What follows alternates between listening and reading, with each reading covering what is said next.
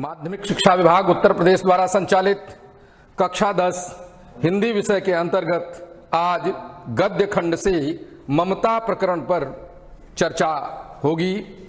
आप जान चुके हैं ममता पाठ के प्रथम भाग में हम लोगों ने ममता से संबंधित आवश्यक विवरण जान लिए हैं। प्रश्न अभ्यास के अंतर्गत जो महत्वपूर्ण प्रस्तर खंड हैं जिनके बारे में हमें जानना है उसकी जानकारी आज अवशेष भाग के अंतर्गत हम लोग प्राप्त करेंगे। तो आइए चलते हैं अवशेष भाग की ओर। और अवशेष भाग में आप देखें कि इस प्रकरण के पूर्व भाग में आपने ममता पाठ का परिचय, पाठ के प्रेरणाप्रद तत्व, कहानी परिचय, लेखक के व्यक्तित्व एवं कृतित्व आदि के बारे में जान लिया है। अब आप पाठ के अवशेष भाग के बारे में जानेंगे। क्या जानेंगे? आप जानेंगे प्रासंगिक प्रश्नों एवं उनके उत्तर के बारे में, महत्वपूर्ण प्रस्तर खंडों की व्याख्या के बारे में और इन प्रस्तर खंडों में आए हुए कठिन शब्दों के बारे में। छात्रगण आप जान लें, सामान्य बोलचाल की भाषा में आप इन्हें पैराग्राफ कहते हैं। प्रचलन में पैराग्राफ शब्द है, किंतु हिंदी में उसे हम प्रस्तर खंड कहते हैं। और इनमें जो पंक्तियां होती हैं जिन्हें आप लाइन कहते हैं उन्हें हम शुद्ध रूप से कांडिका कहते हैं। तो आपका ज्ञान बढ़े एतदर्थ हम आपको ये बता रहे हैं कि प्रस्तर खंड क्या है, कांडिका क्या है, रेखांकित अंश क्या है, उनका उत्तर आप कैसे लिखेंगे। तो आइए आगे बढ़ते हैं और देखते हैं कि पहला जो प्रस्तर खंड हमने लिया है इसका वाचन हम आपके सामने करने जा रहे हैं। हे भगवान, तब के लिए विपद के लिए इतना आयोजन, परम पिता की इच्छा के विरुद्ध इतना साहस, पिताजी क्या भीख न मिलेगी, क्या कोई हिंदू भूपृष्ठ पर न बचा रह जाएगा जो ब्राह्मणों को 2 मुट्ठी अन्नदान दे सके। यह असंभव है। फेर दीजिए पिताजी, मैं कांप रही हूं, इसकी चमक आंखों को अंधा बना रही है। मूर्ख है कहकर चूड़ामणि चले गए। अब देखिए इस प्रस्तर खंड में जो कठिन शब्द हैं उनमें पहला शब्द हमने लिया है विपद यानी संकट, परम पिता यानी भगवान, भूपृष्ठ अर्थात धरातल और फेर यानी वापस। आप यह भी जानते हैं शब्दानाम अनेकार्थाः, एक शब्द के कई अर्थ होते हैं, पर सही अर्थ और उपयुक्त अर्थ का प्रयोग हमें करना होता है, तभी हम अपने भावों को, अपनी अभिव्यक्ति को ठीक ठीक आपके समक्ष रख सकते हैं। तो आइए देखिए, अब इस प्रस्तर से जो प्रश्न आपकी बोर्ड परीक्षा में बनेंगे वो पहला प्रश्न बनेगा, उपर्युक्त गद्यांश का संदर्भ लिखिए। दूसरा प्रश्न बनेगा, गद्यांश के रेखांकित अंश की व्याख्या कीजिए। और तीसरा प्रश्न, उपर्युक्त गद्यांश में किस कार्य को ईश्वर की इच्छा के विरुद्ध बताया गया है। छात्रगण, तीसरे प्रश्न के उत्तर के लिए आपको ऊपर दिए हुए प्रस्तर खंड को सावधानी पूर्वक पढ़ना होगा। ध्यान रहे, जल्दबाजी उचित नहीं है। आपके प्रश्न पत्र में 15 मिनट का अतिरिक्त समय आपको मिलता है कि आप पूरे प्रश्न पत्र को भली भांति धैर्य पूर्वक पढ़ लें। मेरा मानना है यदि आप धैर्य के साथ, संयम के साथ प्रश्न पत्र को पूरी तरह पढ़ लेंगे, एकाग्रचित्त होकर पढ़ लेंगे, तो आपको उसके अधिकांश प्रश्नों का उत्तर स्वयं ज्ञात हो जाएगा।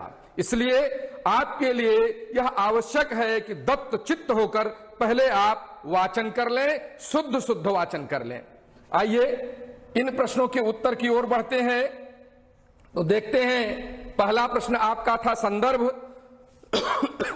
तो संदर्भ में प्रस्तुत गद्यांश हमारी पाठ्य पुस्तक में संकलित ममता पाठ से उद्धृत किया गया है। इसके लेखक छायावाद के स्तंभ महान साहित्यकार जयशंकर प्रसाद जी हैं। अब बच्चों ये ध्यान रहे, संदर्भ लिखते समय लेखक के साथ महान साहित्यकार महान उपन्यासकार, महान नाटककार, महान निबंधकार जैसे शब्दों का प्रयोग कर सकते हैं। आइए रेखांकित अंश की ओर चलते हैं। रेखांकित अंश की व्याख्या। रेखांकित पंक्तियों में महान साहित्यकार जयशंकर प्रसाद ममता के मुख से जीवन के सत्य को स्पष्ट करने का यत्न कर रहे हैं। ममता ने पीली आभा बिखेरते स्वर्ण को देखकर पिता से पूछने और उनके यह बताने पर कि यह सब उसी के लिए है, आश्चर्यचकित होकर ममता कहती है कि भविष्य में विपत्ति आने पर उससे बचने के लिए इतना आयोजन अर्थात व्यवस्था भी आप कह सकते हैं, करना क्या उचित है। यह तो परम पिता परमेश्वर की इच्छा के विरुद्ध साहस नहीं वरन दुस्साहस है। ममता अपने पिता से कहती है कि संकट काल में इससे अच्छा तो ये होगा, इससे अच्छा ये होगा कि भिक्षाटन करके जीवन निर्वाह कर लिया जाए। क्या भिक्षा नहीं मिलेगी? क्या इस धरातल पर कोई हिंदू शेष नहीं रहेगा जो ब्राह्मण को 2 मुट्ठी अनाज दे सके? ऐसा असंभव है। अतः इस स्वर्ण राशि को वापस कर दें। प्रस्तुत रेखांकित अंशों की व्याख्या में एक महत्वपूर्ण संदेश भी छिपा हुआ है। वो ये है कि हमें अपने कर्तव्य पथ से विचलित नहीं होना चाहिए। ममता के पिता उस दुर्ग के मंत्री चूड़ामणि ने म्लेच्छ के द्वारा उत्कोच स्वीकार कर लिया, अनुचित स्वर्ण राशि स्वीकार कर ली, किंतु ममता जो वैधव्य के संकटग्रस्त जीवन के साथ अपना जीवन यापन कर रही है, वह अपने कर्तव्य पथ से कदापि विचलित नहीं होती और अपने पिता को लज्जित करते हुए कहती है कि यह स्वर्ण राशि उन्हें वापस कर दें। अगला जो उस प्रस्तर खंड में तीसरा प्रश्न था, उसका उत्तर आप इस प्रकार लिखेंगे। ईश्वर की इच्छा के विरुद्ध मनुष्य का आयोजन कभी सफल नहीं हो सकता। विपत्ति का दाता ईश्वर है, अतः उसके विरुद्ध अपवित्र स्रोत से धन संग्रह आदि कदापि उचित नहीं है। ममता के पिता ने घूस के रूप में शत्रु से स्वर्ण राशि स्वीकार किया। उसके इसी कार्य को पिता के इसी कार्य को ममता तर्कों के माध्यम से यह बताने का यत्न कर रही है कि आपको इसे स्वीकार नहीं करना चाहिए था, क्योंकि ईश्वर की इच्छा के विरुद्ध किसी भी प्रकार का प्रयास सदप्रयास नहीं है, उसे कुत्सित प्रयास करते हैं और इस प्रकार का आयोजन सर्वथा अनुचित है। इस प्रश्न का उत्तर इस प्रकार आप देंगे और इस प्रस्तर से आप एक महत्वपूर्ण संदेश भी स्वयं प्राप्त करेंगे। इस पाठ से जो दूसरा प्रस्तर खंड है जो महत्वपूर्ण है आपके लिए, ख, आप इसे देखें। गला सूख रहा है, साथी छूट गए हैं, घोड़ा गिर पड़ा है, इतना थका हुआ हूं, इतना कहते कहते वह व्यक्ति धम्म से बैठ गया और उसके सामने ब्रह्मांड घूमने लगा। स्त्री ने सोचा यह विपत्ति कहां से आई। उसने जल दिया, मुगल के प्राणों की रक्षा हुई। वह सोचने लगी सब विधर्मी दया के पात्र नहीं है। मेरे पिता का वध करने वाले अत्याचारी, घृणा से उसका मन विरक्त हो गया। किसका मन विरक्त हो गया? ममता का मन विरक्त हो गया। स्वस्थ होकर मुगल ने कहा, माता तो फिर मैं चला जाऊं। स्त्री विचार कर रही थी, मैं ब्राह्मणी हूं, मुझे तो अपने धर्म अतिथि देव की उपासना का पालन करना चाहिए, परंतु यहां नहीं, सब विधर्मी दया के पात्र नहीं होते, परंतु यह दया तो नहीं, कर्तव्य पालन करना है। तब यानी वो अपने मन में विचार करने लगी ममता कि किम युक्तम किम अयुक्तम। अब आप देखिए इस प्रस्तर खंड से जो कठिन शब्द हैं वो आपके सामने हैं। विधर्मी यानी अपने धर्म के अतिरिक्त दूसरे धर्मावलंबी को विधर्मी कहते हैं, और विरक्त स्नेहहीन, जो किसी के लिए स्नेहहीन हो जाए उसे विरक्त कहते हैं। इस प्रस्तर से जो प्रश्न हैं उन्हें आप देखें। उपर्युक्त गद्यांश का संदर्भ लिखिए, गद्यांश के रेखांकित अंश की व्याख्या कीजिए। स्त्री किस धर्म के पालन के विषय में विचार कर रही थी। छात्रगण, अब आप देखें कि इन प्रश्नों का उत्तर आपको देना है। यद्यपि संदर्भ पूर्वत है, क्योंकि एक ही प्रकरण से ये प्रस्तर खंड है। जिन प्रस्तर खंडों को आप पीछे पढ़कर आ रहे हैं उसी पाठ से है, फिर भी आपकी आवृत्ति के लिए एक बार पुनः संदर्भ आप देखें। प्रस्तुत गद्यांश हमारी पाठ्य पुस्तक में संकलित ममता पाठ से उद्धृत किया गया है। इसके लेखक छायावाद के स्तंभ महान साहित्यकार जयशंकर प्रसाद जी हैं। जो इस प्रस्तर में रेखांकित अंश है उनकी व्याख्या को आप देखें। रेखांकित पंक्तियों में ममता अपने मन के उद्गार को व्यक्त कर रही है। ममता ने झोपड़ी के सामने प्यासे थके हारे बैठे मुगल को पानी पिलाकर प्राणों की रक्षा की, किंतु शरण मांगने पर वह अविश्वास के कारण सोचने लगी कि शेर शाह ने उसके पिता की हत्या की थी। यह मुगल भी उसी तरह का विधर्मी व्यक्ति है। धर्म में विभिन्नता के बावजूद हर व्यक्ति दया का पात्र होता है, किंतु विधर्मी दया के पात्र नहीं। यह ममता के मन का चिंतन है, जो वो विचार करने लगी कि मैं क्या करूं, क्योंकि कुछ धर्मों के अनुयायी स्वभावतः क्रूर होते हैं, जैसे उसके पिता का हत्यारा विधर्मी शेर शाह। यह सोचते हुए ममता का मन घृणा से भरकर भावना शून्य हो गया। यह रेखांकित अंश की व्याख्या है, जिसे आप अपनी उत्तर पुस्तिका पर इस प्रकार लिखेंगे। तीसरे प्रश्न का उत्तर, स्त्री ममता शरण मांगने वाले विधर्मी के प्रति अपने कर्तव्य पालन के विषय में सोच रही थी कि उसे क्या निर्णय करना चाहिए, शरण देना उचित है या नहीं। छात्रगण, भारतीय संस्कृति में शरण मांगने वाले को शरण देना हमारा मूल कर्तव्य माना गया है।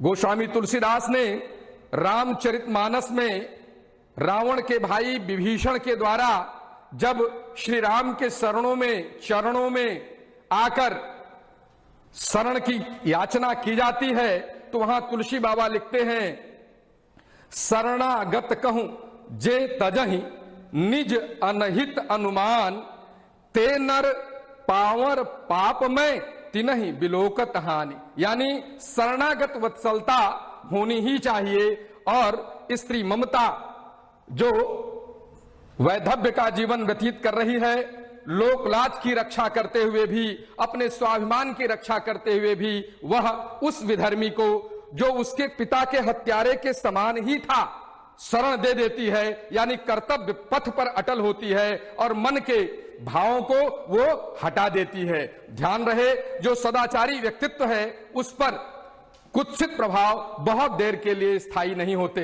वे हट जाते हैं। यही हुआ, ममता का पवित्र हृदय उस शरणागत को शरण देने के लिए बाध्य हो जाता है। उसकी अंतः चेतना उसे विवश कर देती है और उस मुगल पथिक को ममता आश्रय देती है। आइए तीसरे प्रस्तर खंड की ओर हम चलते हैं, इसका वाचन करते हैं। ममता ने मन में कहा, यह कौन दुर्ग है, यही झोपड़ी ना, जो चाहे ले ले, मुझे अपना कर्तव्य करना पड़ेगा। वह बाहर चली आई और मुगल से बोली, जाओ अंदर थके हुए भयभीत पथिक, तुम चाहे कोई हो, मैं तुम्हें आश्रय देती हूं। मैं ब्राह्मण कुमारी हूं, सब अपना धर्म छोड़ दें तो मैं भी क्यों छोड़ दूं। मुगल ने चंद्रमा के मंद प्रकाश में वह महिमामय मुखमंडल देखा, उसने मन ही मन नमस्कार किया। ममता पास की टूटी हुई दीवार के पास चली गई। भीतर थके पथिक ने झोपड़ी में विश्राम किया। अब आप देखिए, इसमें रेखांकित पंक्तियों को आप देख रहे हैं। इन रेखांकित पंक्तियों की आपको व्याख्या करनी होगी। इस प्रस्तर खंड में आए हुए कठिन शब्दों को देख लें। दुर्ग यानी किला, आश्रय यानी शरण, और पथिक यानी यात्री। ये इस प्रस्तर खंड के कठिन शब्द हैं। इनमें जो प्रश्न बनेंगे उन्हें आप देखें। उपर्युक्त गद्यांश का संदर्भ लिखिए, गद्यांश के रेखांकित अंश की व्याख्या कीजिए। ममता ने मुगल को क्यों आश्रय दिया, ममता ने मुगल को क्यों आश्रय दिया, यह जो प्रश्न है यह किस प्रकार का प्रश्न है, बोध का प्रश्न है। आपकी परीक्षा में जो प्रश्न होते हैं उनके प्रकार आप जानते होंगे।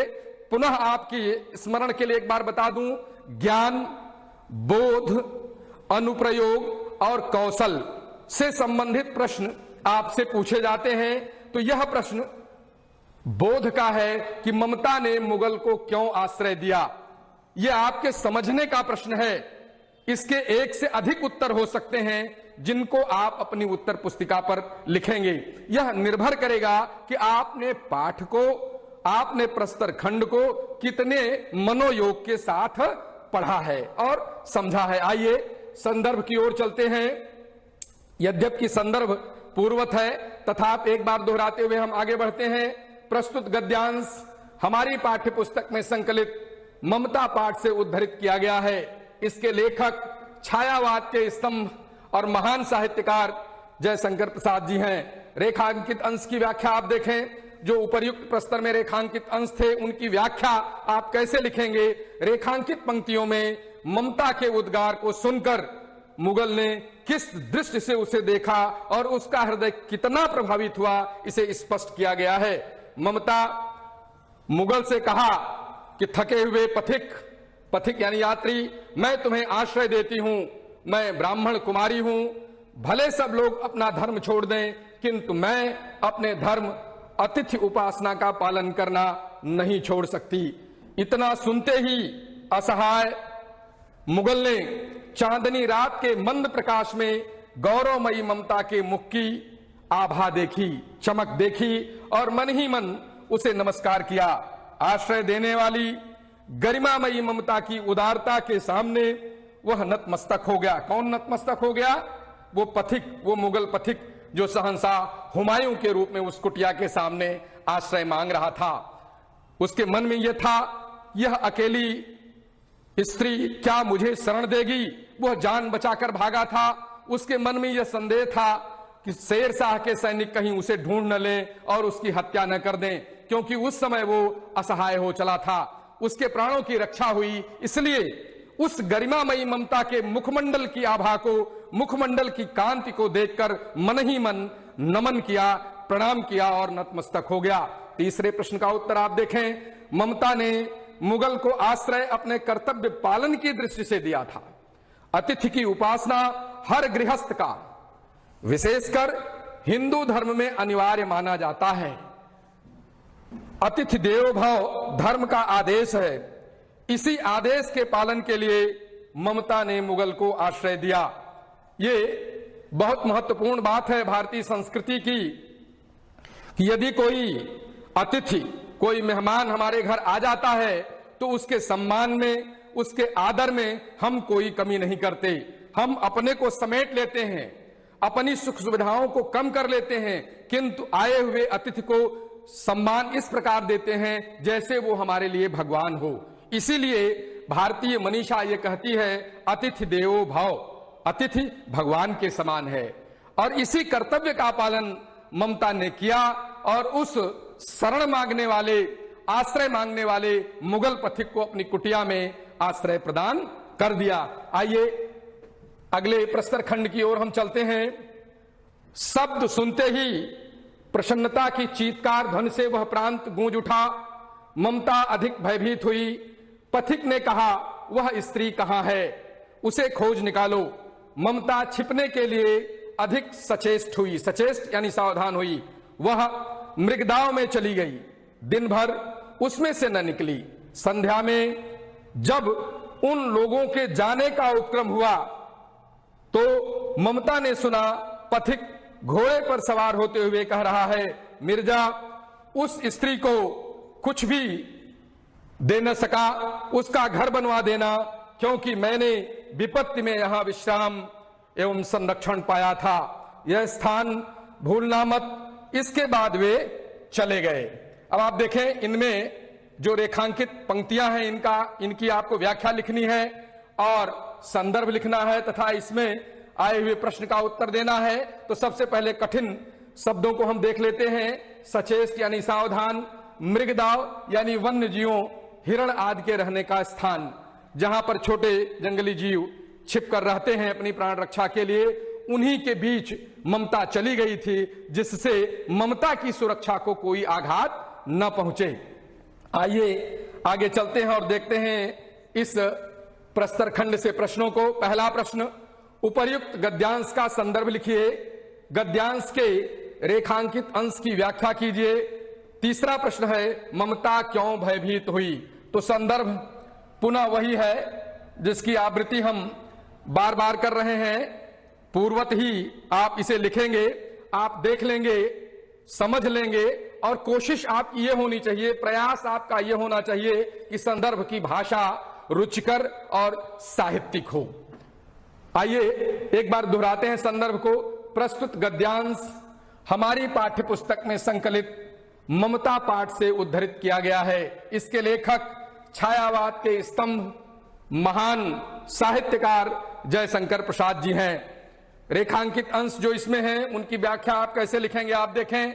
रेखांकित पंक्तियों में मुगल को शरण देने की रात के बाद सुबह अनेक सैनिक उसकी झोपड़ी के सामने घूम रहे थे, अर्थात जहां वो छिपा हुआ था, हुमायूं के सहयोगी सैनिक उसे खोजते खोजते वहां तक आ पहुंचे थे।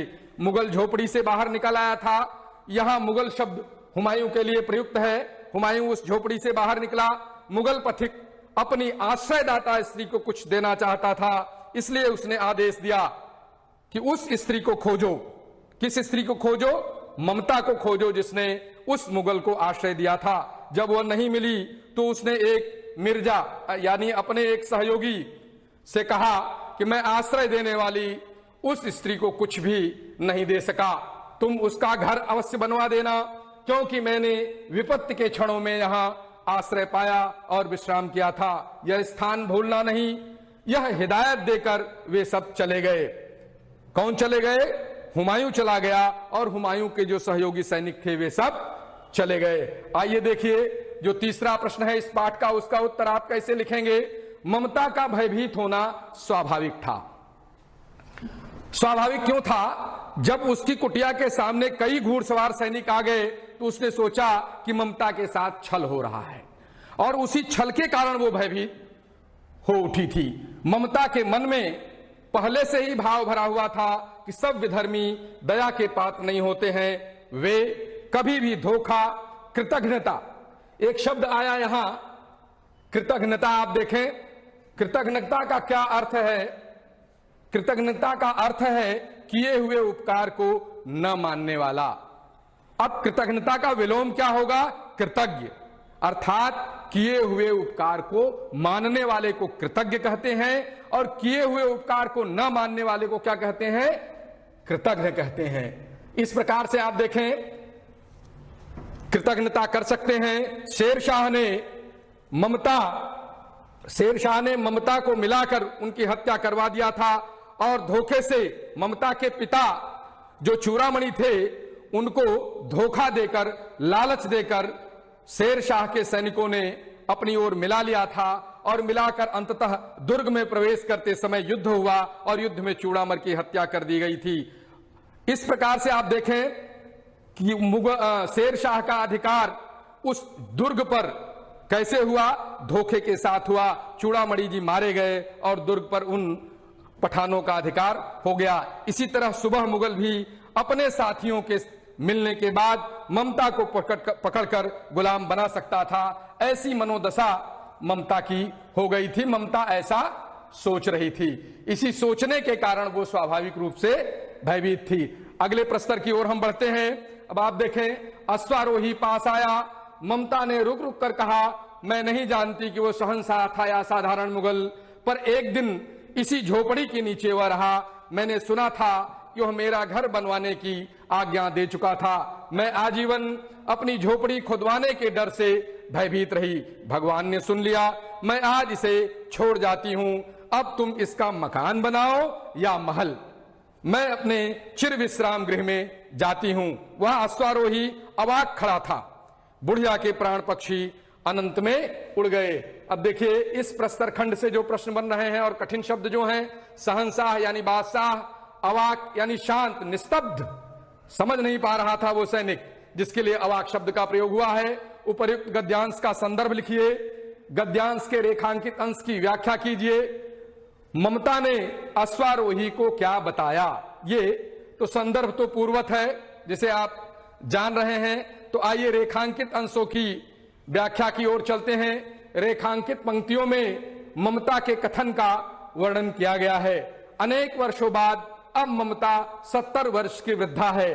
उसका जीर्ण कंकाल खांसी से गूंज रहा था। गांव की कुछ स्त्रियां उसकी सेवा में लगी थीं। उसी समय कुछ घुड़सवार ममता की झोपड़ी के द्वार पर आकर बातचीत करने लगे कि मिर्जा ने जो चित्र बना कर दिया है वह यहीं होना चाहिए। शायद शहंशाह हुमायूं यहीं किसी छप्पर के नीचे बैठे थे।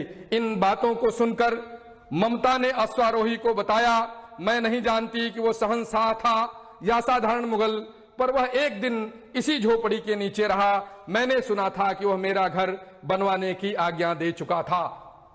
आइए देखिए, ममता को भय था, ममता परेशान थी। किस बात के लिए? मैं जीवन भर इसी विचार से डरती रही कि एक दिन यह मेरी झोपड़ी खोद डाली जाएगी।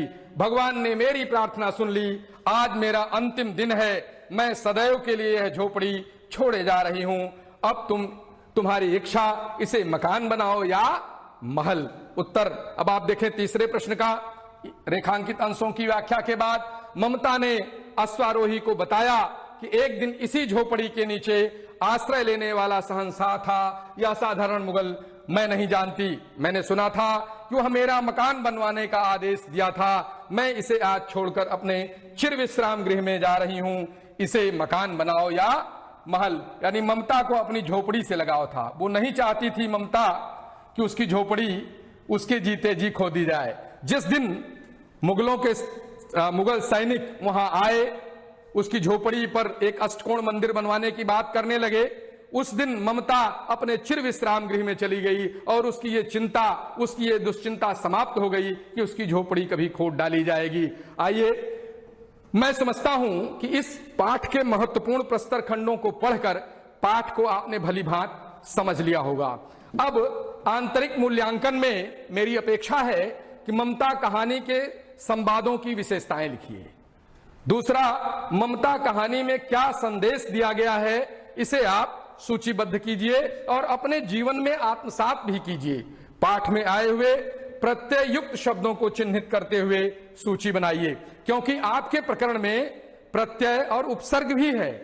तो उपसर्ग और प्रत्यय का ज्ञान आप जब विभिन्न पाठों को पढ़ें तो उपसर्ग और प्रत्यय से संबंधित शब्दों का चिन्हांकन करते जाएं। इससे आपका ज्ञान कोश बढ़ता जाएगा और पूरे के पूरे पाठ्यक्रम पर आपका अधिकार स्थापित हो जाएगा। मैं विश्वास के साथ कह सकता हूं कि ममता पाठ को आपने भली भांत समझ लिया होगा और इस प्रकार मैं आज की कक्षा यहीं समाप्त करता हूं। धन्यवाद।